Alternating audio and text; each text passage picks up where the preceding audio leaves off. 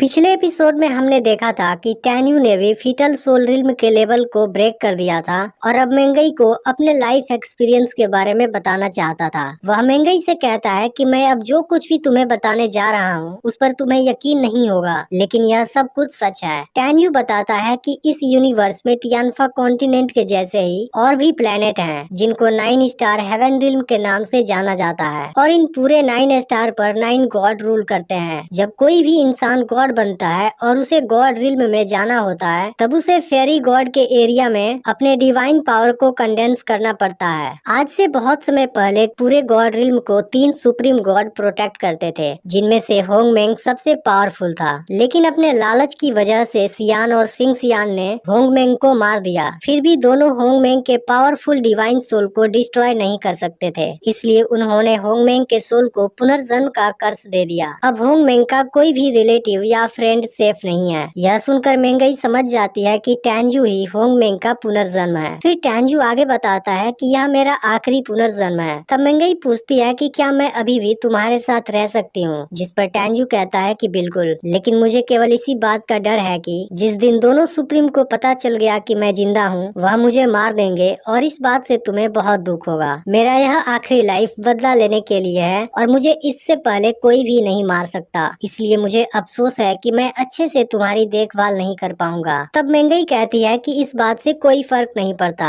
मैं भी तुम्हारा साथ दूंगी। यह सुनकर टैन्यू मेंगई को गले लगा लेता है। फिर मेंगई उसके फिटल सोल के बारे में पूछती है, जिसके बाद टैन्यू बताता है कि उसे होंगमेंग की फिटल सोल मिली है। इसके बाद टैन्यू मेंगई को एक सीक्रेट टेक्निक प्रैक्टिस करने के लिए देता है, जिसके 12वीं लेवल पर जाने के बाद वह फोनिक्स से भी ज्यादा पावरफुल हो जाएगी। इस पर मेंगई कहती है कि तब मैं इसकी मदद से अपने मदर को बचाऊंगी और अपने फादर के मौत का बदला लूंगी। इसके अलावा मेंगई टैन्यू से शादी करने की भी बात करती है। फिर टैन्यू मेंगई को कुछ सोल स्प्रिंग देता है और बताता है कि मैं अब 1 साल तक तुम्हारे साथ नहीं रह पाऊंगा, क्योंकि मैं अब कल्टीवेशन प्रैक्टिस करना चाहता हूँ। इसके बाद टैन्यू काफी समय तक कल्टीवेशन प्रैक्टिस करता है, लेकिन उसे अभी ड्रैगन गॉड की बोन भी खोजनी है और स्पेस टावर की ओपनिंग में अब केवल 14 महीने बचे हुए हैं। इसलिए टैन्यू मेंगई से मिलता है और सूजियान के कल्टीवेशन के बारे में पूछता है। तब मेंगई बताती है कि सूजियान को गोल्डन बॉडी मिली है। फिर टैन्यू मेंगई को सूजियान के लिए 5 सोल गॉड के तलवार की टेक्निक देता है और इस बारे में दूसरों से बताने से मना करता है। इसके अलावा टैन्यू मेंगई से उसकी होंगमेंग वाली बात सीक्रेट रखने के लिए कहता है। फिर वह कहता है कि अगर मैं स्पेस टावर की ओपनिंग के आधे महीने पहले यहाँ नहीं आ पाया तब तुम सूजियान के साथ रूइंस सिटी में मेरा वेट करना। इसके बाद टैन्यू यहाँ से चला जाता है और एग्जाम एरिया से बाहर निकल जाता है, लेकिन इसके तुरंत बाद ही एक मॉन्स्टर पक्षी का बच्चा टैन्यू पर अटैक करने आ जाता है। यह देख टैन्यू भी अपनी पावर से उसे रोकता है, जिसके बाद मॉन्स्टर पक्षी वहाँ से भागने लगता है, लेकिन फिर टैन्यू उसे वहीं मार डालता है। तभी उस पक्षी की मदर यह देख लेती है, जो असल में 4थी लेवल वाली एक आइस ईगल थी और अब अपने बच्चे की मौत का बदला लेने के लिए गुस्सा हो जाती है। उसे देख टैन्यू समझ जाता है कि वह आइस ईगल का सामना नहीं कर पाएगा,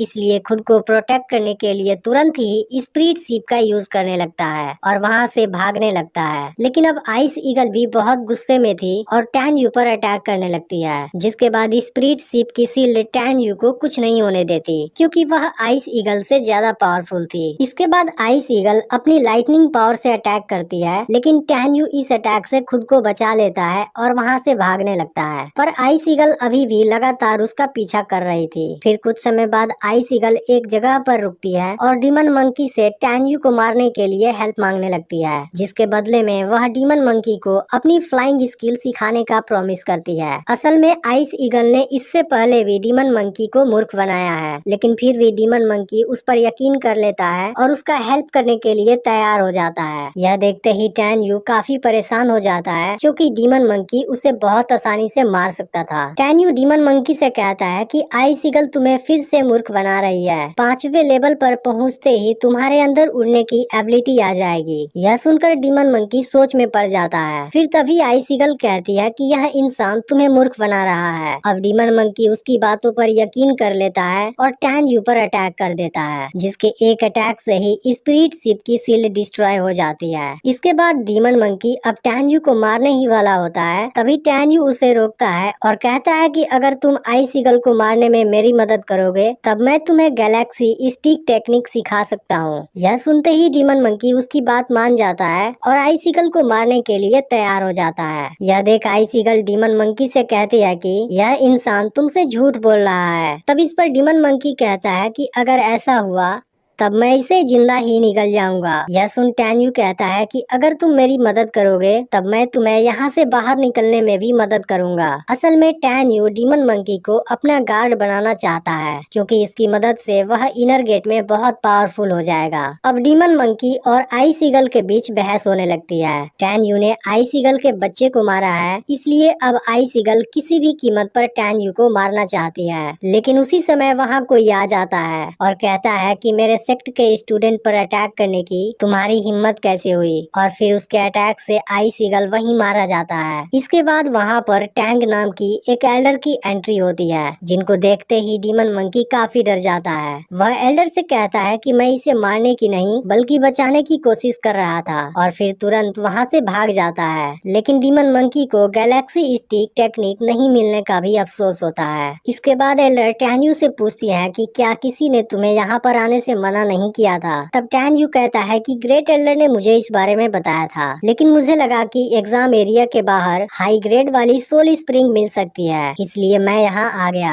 फिर एल्डर कहती हैं कि यह एरिया बहुत ही खतरनाक है, यहाँ ऐसे मॉन्स्टर मौजूद हैं जिसे तुम अपने फिटल सोल के तीसरे लेवल वाले पावर से भी नहीं मार पाओगे, इसलिए तुम्हें तुरंत ही यहाँ से चले जाना चाहिए। तब टैन यू एल्डर को थैंक यू बोलता है और यहाँ से जाने लगता है। तभी वहाँ पर कोई आता है और एल्डर से बताता है कि उसने फिर से फॉर्मेशन को तोड़ने का कोशिश किया है, लेकिन वह आज भी फेल हो गया और बहुत से लोग जख्मी हो गए हैं, इसलिए सेक्ट के लीडर ने सभी को बुलाया है। इसके बाद एल्डर यहाँ से जाने के लिए तैयार हो जाती हैं और टैन यू को भी एग्जाम एरिया की तरफ भेजने लगती हैं। लेकिन टैन यू ड्रैगन गॉड की बोन खोजना चाहता है, इसलिए वह स्पिरिट शिप को फिर से पीछे मोड़ देता है। टैन यू सोचने लगता है कि यहाँ की फॉर्मेशन को खुद सेक्ट मास्टर भी नहीं तोड़ सकते, इसलिए जो कोई भी यहाँ की फॉर्मेशन तोड़ने की कोशिश कर रहा है वह जरूर कोई इविल गॉड होगा। अब टैन यू के पास केवल एक सोल स्प्रिंग बचा था, इसलिए वह डरने लगता है कि कहीं वह इसी जगह पर फंस न जाए। लेकिन टैन यू रिस्क लेता है और यहाँ से खाली हाथ नहीं लौटने का डिसाइड करता है। जब टैन यू यहाँ से कुछ आगे जाता है तो उसे इल्यूजन फॉर्मेशन मिलता है, जिसे देख टैन यू काफी खुश हो जाता है क्योंकि यह एक बहुत ही पावरफुल फॉर्मेशन थी, और टैन यू समझ जाता है कि इसे किसी पावरफुल फॉर्मेशन मास्टर ने ही बनाया होगा।